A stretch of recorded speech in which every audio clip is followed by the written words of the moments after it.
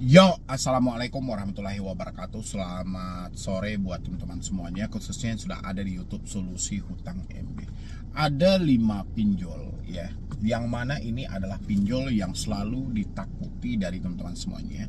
Kenapa? Karena mengingat track record mereka ini adalah pinjol-pinjol yang raksasa banget, dan pinjol yang benar-benar banyak banget orang yang tertarik untuk melakukan peminjaman di aplikasi itu. Dan selain mereka juga mempunyai limit yang besar, dan mereka juga mempunyai P2P lending dan pay later ya, tapi mereka itu saat ini itu lebih banyak ke pay later dan pembiayaan barang-barang yang mau dibayarkan secara kredit. Oke.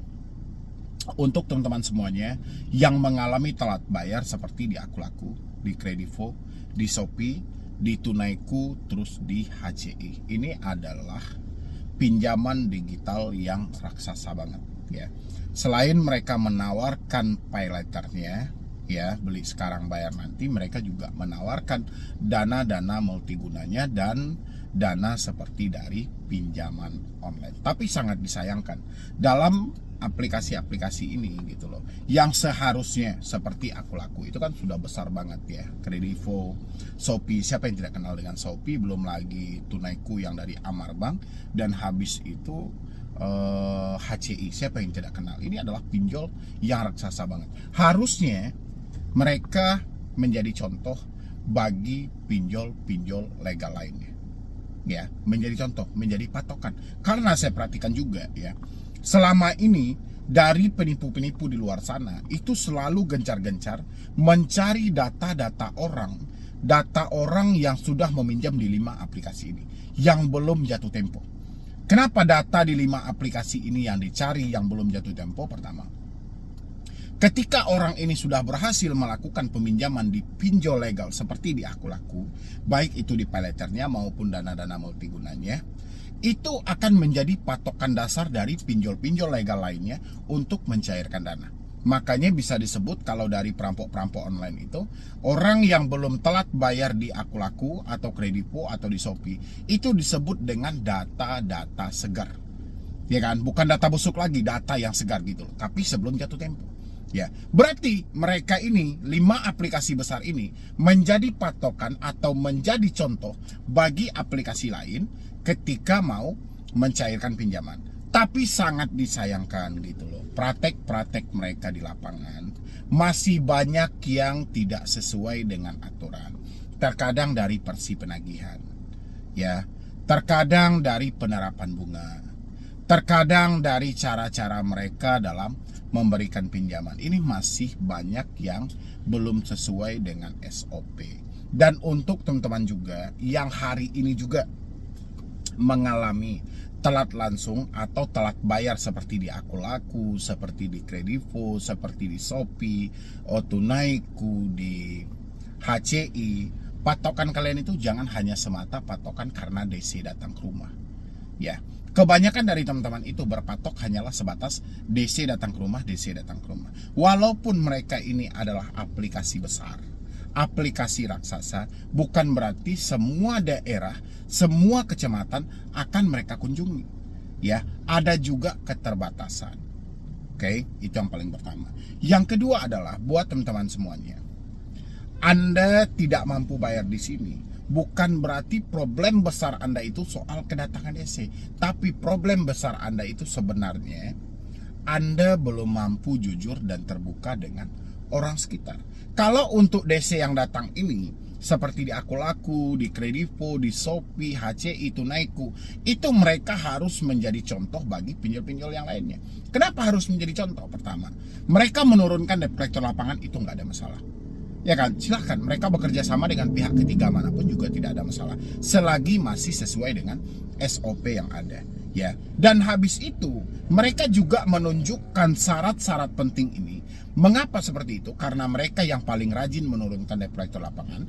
Teman-teman yang juga dikunjungi langsung oleh debt collector ini, Anda harus meminta syarat wajib tadi. Syarat wajib itu berupa ID-card, surat kuasa, sertifikat profesi di bidang penagihan. Gak usah takut-takut dulu dengan hal seperti itu. Ya, Kalau misalnya terjadi perdebatan, kan ada juga yang curhat sama saya. Kami sudah bertanya bang terhadap pinjol-pinjol ini. Tapi mereka debt collectornya selalu berdalih dengan berbagai statement. Ya, dengan berbagai komentar yang mereka sampaikan. Kalau misalnya kami sudah menunjukkan apakah Anda melakukan pembayaran secara lunas, patokan kita bukan seperti itu. Ini adalah syarat wajib. Syarat wajib yang diminta oleh OJK ketika ada salah satu dari pelaku usaha jasa keuangan yang menjalin kerjasama dengan pihak ketiga atau penagih hutang, wajib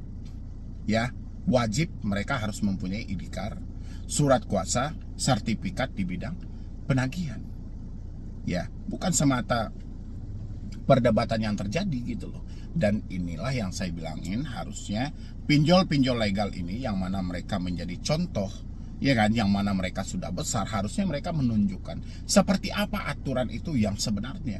Inilah yang harus ditekan lagi oleh OJK terhadap 5 aplikasi ini. Ya kan, dengan OJK kemarin sempat menghentikan dari pay letter aku laku aja, itu sudah cukup bagus sebenarnya gitu loh. Tapi untuk kunjungan-kunjungan debt collector yang ada di lapangan, ini harus diperketat lagi oleh OJK. Diperketat itu lebih diperjelas lagi gitu loh. Jangan nanti mereka menjalin kerjasama dengan pihak-pihak ketiga yang tidak ada kejelasan. Ya, ketika ditanya IDKAR malah terjadi caci maki, ketika ditanya surat kuasa malah marah-marah, ketika ditanya sertifikat profesi di bidang penagihan, mereka malah menekan orang ini untuk bayar lunas gitu loh. Kami tunjukin Anda bayar lunas nggak? Kan nggak seperti itu juga konsepnya gitu loh. Ada nggak OJK menyampaikan itu adalah syarat wajib, ketika syarat wajib itu sudah ditunjukkan Anda wajib bayar juga, Anda harus membayar juga ketika surat itu sudah ditunjukkan? Kan nggak ada. OJK hanya menyampaikan syarat wajib debt collector yang datang ke rumah. Dan 5 pinjol raksasa ini masih banyak yang terkadang tidak sesuai dengan aturan yang ada. Ya, mereka selalu menyimpang dari peraturan-peraturan yang berlaku. Dan untuk teman-teman yang mengalami telat bayar, yang mengalami tidak mampu bayar di aplikasi itu, please banget, jangan patokan kita itu selalu bertumpu. DC-nya datang nggak sih? Daerah mana sih yang dikunjungi? Mereka sebar data nggak sih? Bukan itu, masalah kita bukan itu. DC mau datang silahkan. DC itu mau via telepon, via WhatsApp, mau via apa, sama aja, mereka sama-sama melakukan penagihan. Jadi nggak ada yang namanya, oh mereka via WhatsApp terus mereka menagih, via telepon menagih, kalau datang ke rumah langsung mengambil barang-barang. Nggak ada. Itu drama Anda. Saya tahu itu, Anda yang selalu ketakutan dengan DC datang ke rumah. Problem Anda cuma satu, yaitu Anda tidak mau ada orang-orang sekitar yang Anda tutupi dalam kasus ini, tidak pengen mereka tahu. Itu aja problem Anda. Mungkin suami Anda belum mampu jujur misalnya gitu. Kalau suami tahu nanti saya dicerai. Ini juga jadi salah satu pemicu kenapa orang-orang ketakutan didatangi DC ke rumah. Yang kedua, orang tua, ya kan? Karena dia menutupi dari orang tua juga, dia berharap juga kalau bisa jangan sampai orang tua tahu gitu loh. Soalnya kalau orang tua tahu nanti bisa kacau, permasalahannya bisa berbeda kan, seperti itu. Habis itu dari tetangga dan teman-teman takut divonis miskin. Ini juga menjadi pemicu kenapa orang-orang itu takut datang ke rumah. Dan mulai sekarang buat teman-teman semuanya, biar ini sama-sama gitu loh. Anda tidak perlu takut didatangi DC, tapi Anda harus tanya kelengkapan dari debt collectornya tadi. Ya kan, walaupun mereka pinjol-pinjolnya besar seperti aku laku, kredivo kan sudah raksasa itu. Rasa saya untuk mengurus surat-surat yang seperti itu mereka gampang banget, apalagi untuk melakukan pelatihan terhadap debt collectornya supaya mendapatkan sertifikat tadi, itu bukan perkara sulit bagi mereka, itu sudah perkara gampang gitu loh. Dan teman-teman juga tidak usah membatasi soal DC datang ke rumah, tapi tekan diri Anda untuk berlaku jujur, untuk berlaku terbuka gitu loh. Ya, jadi soal DC datang menarik aset itu nggak ada. Soal DC datang berbarengan dengan RT RW, ya silahkan. Karena RT RW itu menjamin ketentraman keamanan antar warga mereka.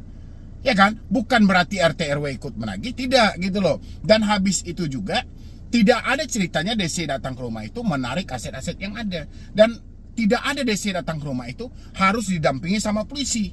Ya, polisi itu tidak membackingi soal perusahaan, itu tertuang dalam peraturan mereka juga gitu loh. Jadi teman-teman, dengan ucapan-ucapan debt collector yang mau berkunjung dengan RT, RW, bawa polisi, bawa pengacara, itu Anda gak usah baper dalam hal itu.